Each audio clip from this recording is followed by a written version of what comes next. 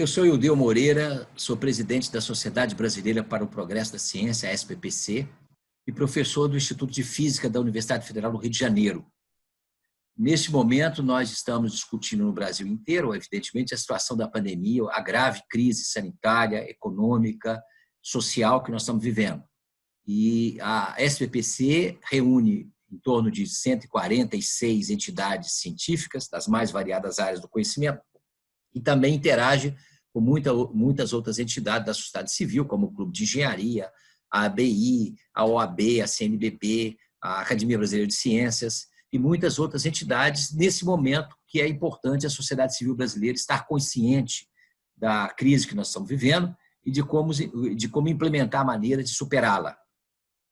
A SBPC, em particular, tem uma atuação muito grande nos seus 72 anos de existência em defesa da ciência brasileira, da educação, do desenvolvimento sustentável do país e também da democracia. Então, essa história é importante, porque atuamos muito na criação das primeiras instituições de pesquisa no Brasil, do CNPq, da CAPES, posteriormente na criação da Universidade de Brasília, depois na Constituição Federal atuamos muito na formulação de questões e de itens e artigos que estão hoje na Constituição Federal, como relativa à ciência e tecnologia, educação pública de qualidade, os direitos sociais individuais, e depois também, posteriormente, ao longo das últimas décadas, temos atuado muito no Congresso Nacional e junto aos governos, no sentido de ter políticas públicas para a educação, para a saúde, para o meio ambiente, para a ciência e tecnologia em particular, que é mais diretamente a nossa área.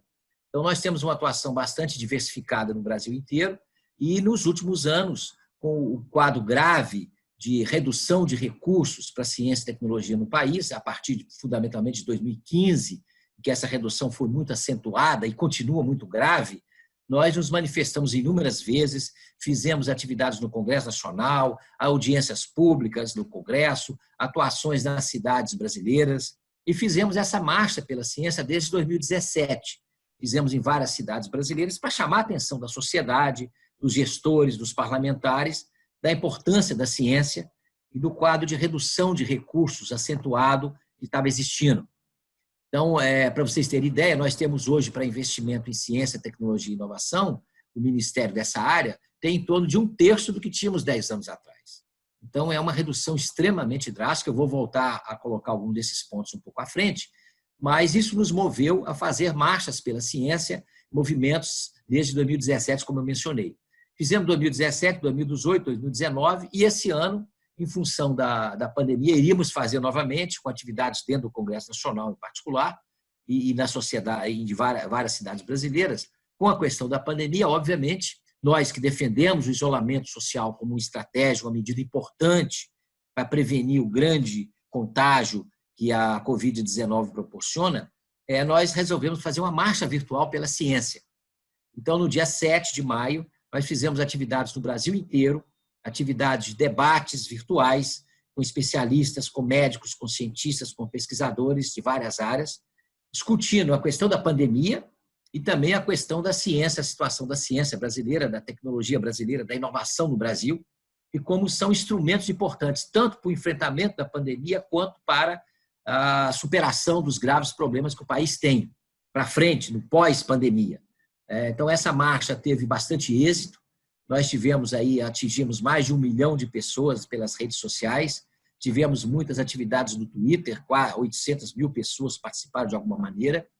Fizemos uma marcha virtual em Brasília com 16 mil pessoas participando. Foi a primeira vez que se fez uma marcha virtual desse tipo aqui no Brasil, através de uma tecnologia francesa, e isso foi um momento importante. Mas também, tão importante quanto isso, ou mais, foram os debates transmitidos pelas redes sociais, pelo YouTube, pelo Facebook, que aconteceram em quase todos os estados brasileiros, organizados pelas secretarias da SBPC, por universidades, por instituições de pesquisa. Nós tivemos mais de 100 entidades participando desse movimento.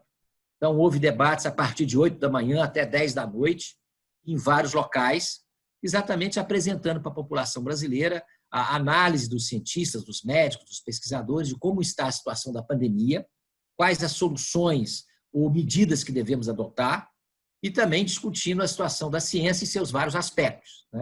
Por exemplo, teve atividades que os os físicos, a Sociedade Brasileira de Física organizou um debate sobre a física e a pandemia. Quais são as utilizações que os físicos têm encontrado, as técnicas para utilizar no combate à pandemia. De manhã, nós tivemos um painel nacional, que contou com especialistas renomados e médicos que estão na linha de frente do combate à Covid-19, que relataram a experiência que estão vivendo. A presidente da Fiocruz, por exemplo, estava presente também relatando o que a universidade, a Fiocruz tem feito. Os reitores das universidades também apresentando os dilemas que a universidade tem e como ela está buscando enfrentar essa situação.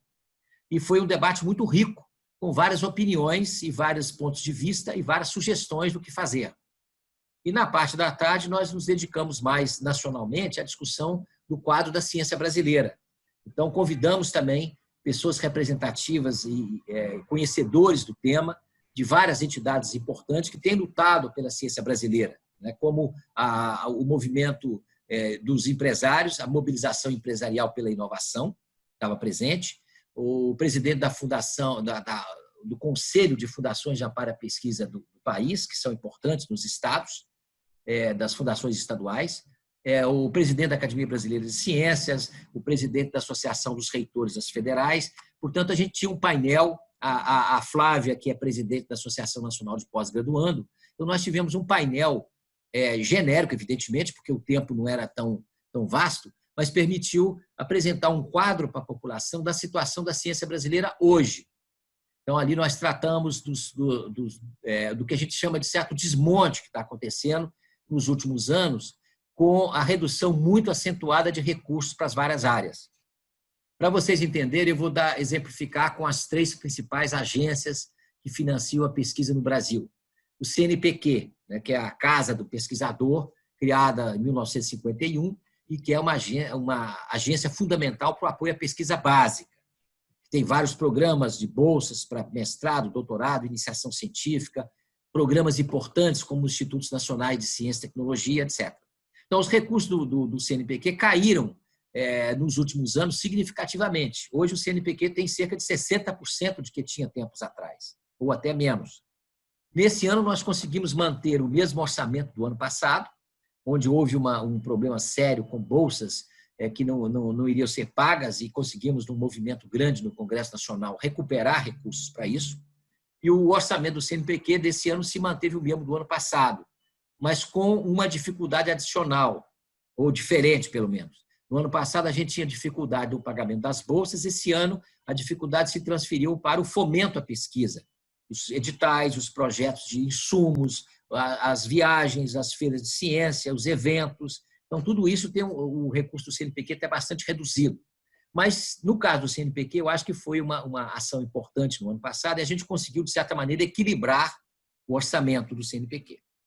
O outro órgão fundamental de apoio à ciência brasileira, porque apoia fundamentalmente a pós-graduação brasileira, que se escora nela, é a CAPES, que é do MEC e que financia, digamos assim, a pós-graduação brasileira e também programas importantes de formação de professores da educação básica.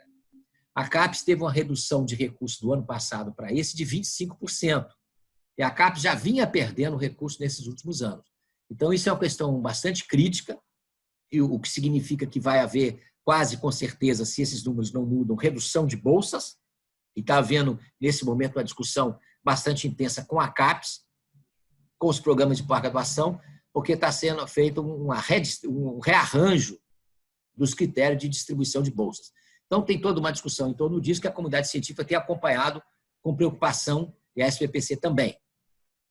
Então, essa é a situação da CAPES. A terceira agência fundamental de apoio à ciência, tecnologia e inovação, ela foi criada na década de 60, 70 e foi muito importante, foi criado a chamada FINEP, e que tem como principal fundo o Fundo Nacional para o Desenvolvimento Científico e Tecnológico, que vem da década de 70.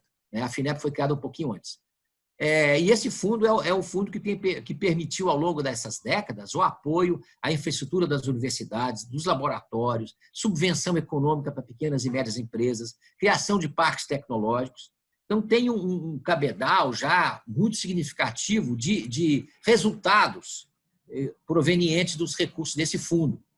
E o ano passado nós fizemos uma campanha intensa no Congresso para poder recuperar os recursos desse fundo, porque, por exemplo, esse ano, o orçamento desse ano, ele está com 90% dos recursos de investimento estão numa reserva de contingência.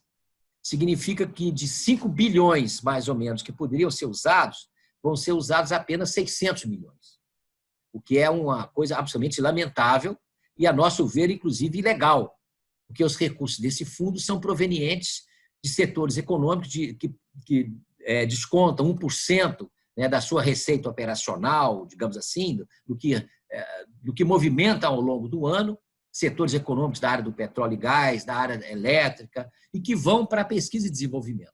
Só que esse recurso fica nesse fundo, e esse ano, por exemplo, 90% dele está na reserva de contingência, o que significa que vai ser usado para pagar juros da dívida pública, que não é a destinação para a qual eles foram definidos, inclusive em acordo com os setores empresariais dos quais esse recurso sai. Esses fundos foram criados no final da década de 90, no início desse século, e foram regulamentados por lei. Então, uma nossa campanha intensa é pelo descongelamento, digamos assim, desses recursos, exatamente nesse momento, em particular nesse momento crítico, porque esses recursos são fundamentais para o enfrentamento da pandemia e também para a recuperação econômica do país. O Brasil avançou muito em ciência nas últimas décadas por causa desse trabalho todo de universidades, pela pós-graduação, por essas agências de apoio à pesquisa, muitas delas também nos estados, como a FAPESP em São Paulo, a FAPERJ no Rio de Janeiro, a FAPEMIG em Minas Gerais. Todos os estados têm as suas fundações de amparo à pesquisa. Então, esse esforço conjunto, apesar de, das vezes, não ser suficientemente organizado, e a expansão também das universidades, fez que a ciência brasileira hoje estivesse numa posição significativa se comparada com outros países. Nós somos a 9ª economia do mundo e em pesquisa científica e produção científica estamos em 11º lugar. Então está próximo da nossa posição econômica. A ciência brasileira tem produzido adequadamente. Mas certamente poderia produzir muito mais. Duas grandes questões é que essa pesquisa deveria ter muito mais impacto. Certamente deveremos melhorar a qualidade dela e o impacto internacional. Esse é um ponto importante. O segundo ponto é que essa pesquisa tem de se traduzir também em impacto na sociedade. Impacto social, na melhoria das condições de vida das pessoas, do saneamento, da energia, do meio ambiente, da organização urbana, etc. E também na inovação tecnológica. Aí nós estamos com uma falha muito grave, que afeta muito aí os engenheiros, os setores ligados à tecnologia, porque nós estamos em 66º lugar em inovação no mundo. Estamos atrás de vários países da América Latina. Ou seja, tem um descompasso entre a ciência que a gente produz e o uso dela na sociedade ou no setor produtivo.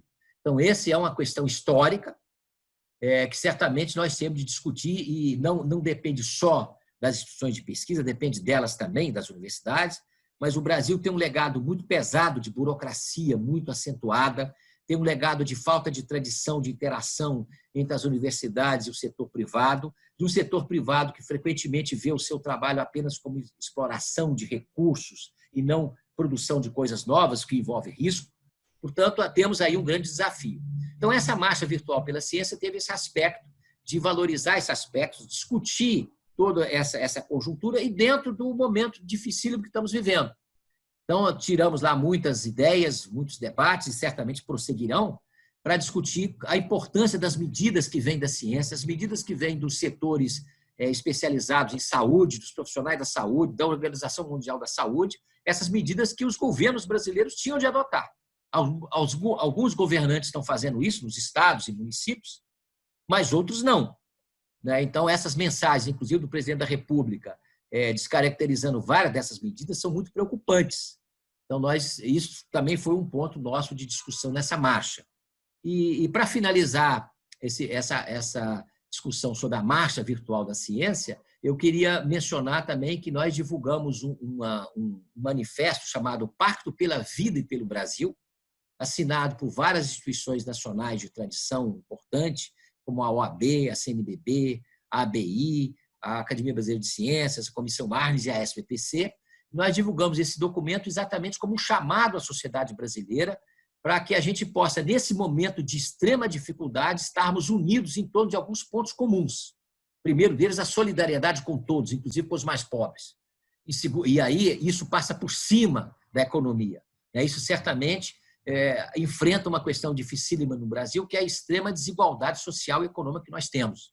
Mas é um momento para a gente repensar o fato de que a metade dos brasileiros estão numa situação de pobreza acentuada e o nosso sistema de saúde, apesar de ser um sistema de saúde muito importante, o SUS é muito importante, inclusive está salvando milhares de vidas nesse momento, mas tem que ser aprimorado e passou por dificuldades muito grandes nos últimos tempos de redução de recursos. Então, esse Pacto pela Vida e pelo Brasil é um chamado a toda a sociedade brasileira para que, acima das suas diferenças políticas partidárias, que são naturais e que devem existir numa sociedade, a gente se una em torno de certos pontos fundamentais. O primeiro deles é a vida, garantir a vida dos brasileiros. E certamente, a economia, pensar também na recuperação econômica do Brasil, no qual, nos dois aspectos, a ciência e a tecnologia têm um papel fundamental. Eu quero agradecer muito o Clube de Engenharia por esse convite, em particular ao presidente Pedro Celestino, que é nosso companheiro de muitas atividades da discussão da ciência, da tecnologia e da inovação, participa muito das atividades da SBPC também, e já fizemos algumas atividades em comum, e devemos fazer mais. O Clube de Engenharia assinou o nosso Pacto pela Vida e pelo Brasil, e os engenheiros brasileiros têm um papel fundamental nessa discussão. Frequentemente, a gente faz as discussões nossas em separado, os cientistas do lado, os engenheiros do outro, os empresários do outro. Mas nós temos cada vez mais discutir em conjunto, porque nós temos muitos problemas comuns, apesar de pontos de vista diversos, às vezes, e é natural, mas é fundamental que a gente interaja muito mais, porque o nosso objetivo comum é melhorar o país, é promover um desenvolvimento sustentável no Brasil e também, evidentemente, aliar a ciência, a tecnologia e a inovação. E a engenharia é um elemento essencial, sempre foi na vida econômica brasileira um fator decisivo, e é fundamental que a engenharia esteja cada vez mais envolvida com a gente, com outros setores, nessa discussão de que país queremos no futuro.